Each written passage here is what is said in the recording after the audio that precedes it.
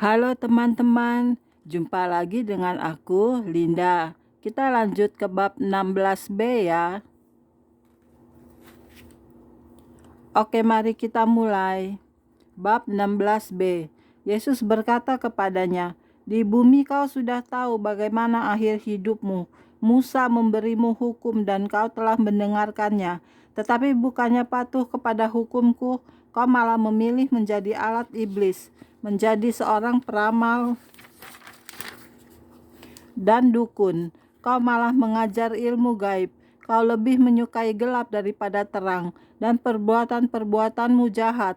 Jika kau bertobat dengan segenap hatimu, Bapakku pasti mengampunimu. Tapi sekarang sudah terlambat," katanya. "Dengan sedih dan rasa kasihan kami pergi.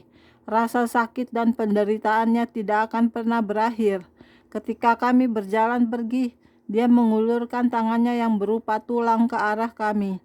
'Anakku,' kata Tuhan, 'iblis menggunakan banyak tipuan untuk menghancurkan laki-laki dan perempuan baik-baik. Dia bekerja siang malam, berusaha mendapatkan umat yang melayaninya. Jika kau gagal untuk memilih Allah, kau telah memilih setan, melayani setan. Pilihlah kehidupan dan kebenaran akan memerdekakan kamu.' Sesudah berjalan beberapa langkah, kami berhenti di sebuah sel. Kudengar suara seorang laki-laki memanggil, 'Siapa di sana? Siapa di sana?' Aku bertanya-tanya dalam hati kenapa dia memanggil-manggil.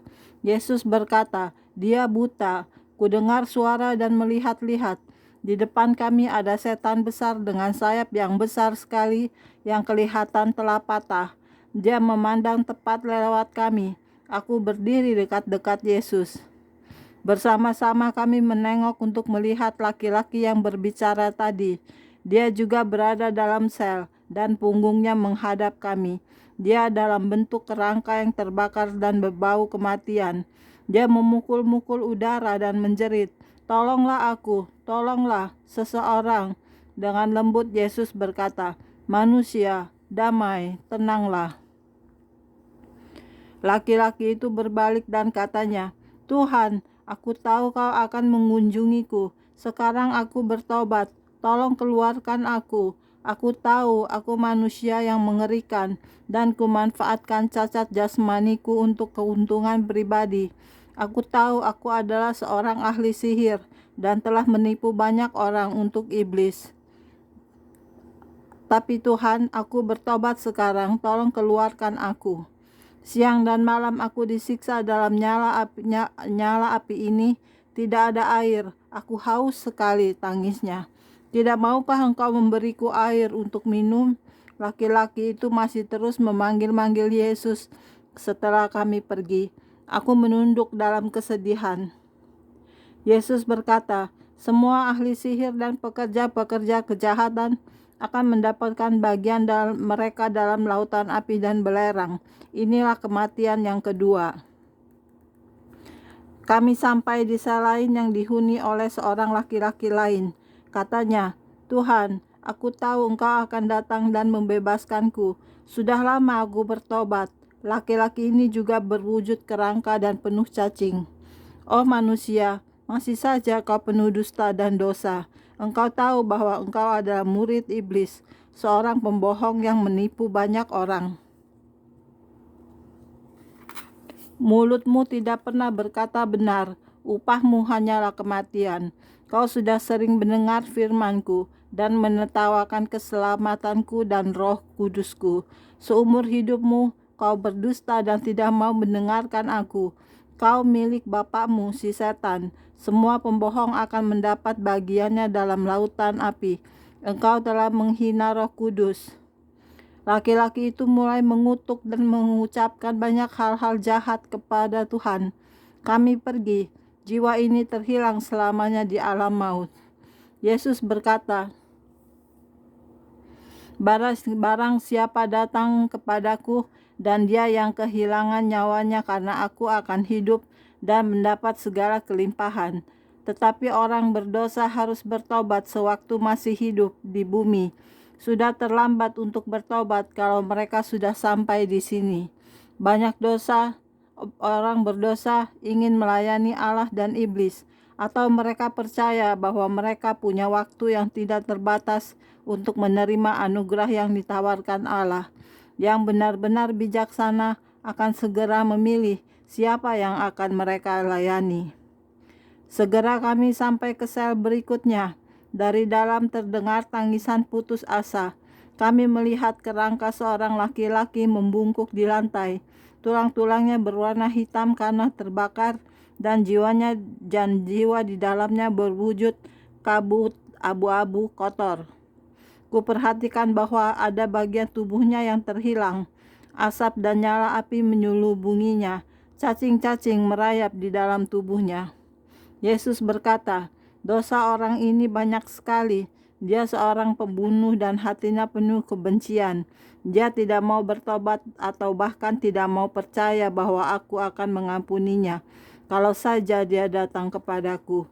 "Maksudmu Tuhan?" tanyaku. "Pikirnya kau tidak mau mengampuninya karena membunuh dan penuh kebencian?" "Ya," kata Yesus, "kalau saja dia percaya dan datang kepadaku, aku akan mengampuni semua dosa-dosanya yang besar maupun yang kecil. Sebaliknya, dia malah terus berbuat dosa dan binasa karenanya. Itulah sebabnya dia berada di sini sekarang. Sudah diberikan banyak kesempatan padanya untuk melayani aku, untuk percaya Injil, tapi dia menolak. Sekarang sudah terlambat." Sel berikutnya yang kami datangi berbau sangat busuk.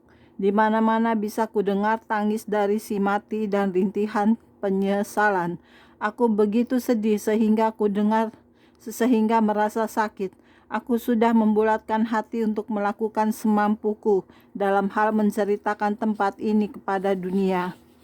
Satu suara wanita berkata, "Tolonglah aku.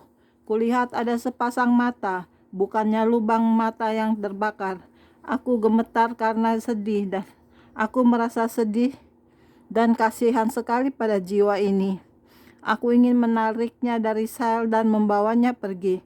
"Rasanya sakit sekali," katanya. "Tuhan, sekarang aku mau berbuat benar. Aku pernah mengenalmu dan menjadikan engkau juru selamatku."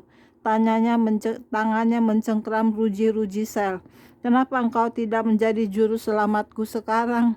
Potongan-potongan daging yang terbakar berjatuhan dari tubuhnya, dan hanya tinggal tulang-tulangnya yang mencengkram ruji-ruji sel. "Kau bahkan sudah menyembuhkan aku dari penyakit kanker," katanya. "Kau menyuruhku pergi dan jangan berbuat dosa lagi karena ada hal-hal yang buruk menimpaku." "Sudah kucoba Tuhan, kau tahu sudah kucoba. Bahkan sudah kucoba untuk menjadi saksimu. Tapi Tuhan, segera kudengar bahwa yang berkhotbah tentang firman-Mu itu tidak populer. Keinginanku ialah supaya orang-orang menyukaiku. Dengan perlahan-lahan aku kembali ke dunia, dan aku tenggelam dalam nafsu kedaginganku. Klub-klub malam dan minuman keras menjadi lebih penting daripadamu.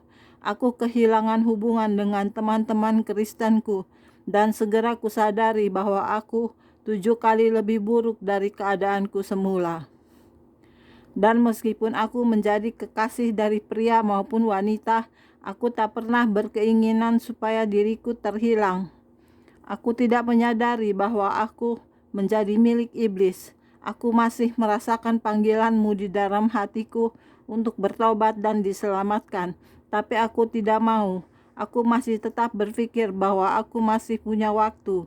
Besok aku mau kembali kepada Yesus, dan Dia mau mengampuniku dan melepaskanku. Tapi aku menunggu terlalu lama, dan sekarang sudah terlambat, tangisnya. Matanya yang sedih terbakar dan lenyap. Aku menjerit dan jatuh ke arah Yesus. "Oh Tuhan," pikirku, "betapa mudahnya hal-hal itu bisa menimpa diriku maupun orang-orang yang kukasihi. Tolong orang-orang yang berdosa, bangkitlah sebelum terlambat." Kami lanjut ke sel lain. Di dalamnya ada seorang laki-laki lain dalam bentuk kerangka dan dengan jiwa abu-abu kotor di dalamnya. teriakan kesakitan dan penyesalan keluar dari laki-laki ini. Dan aku tahu, dan aku tidak bisa melupakannya.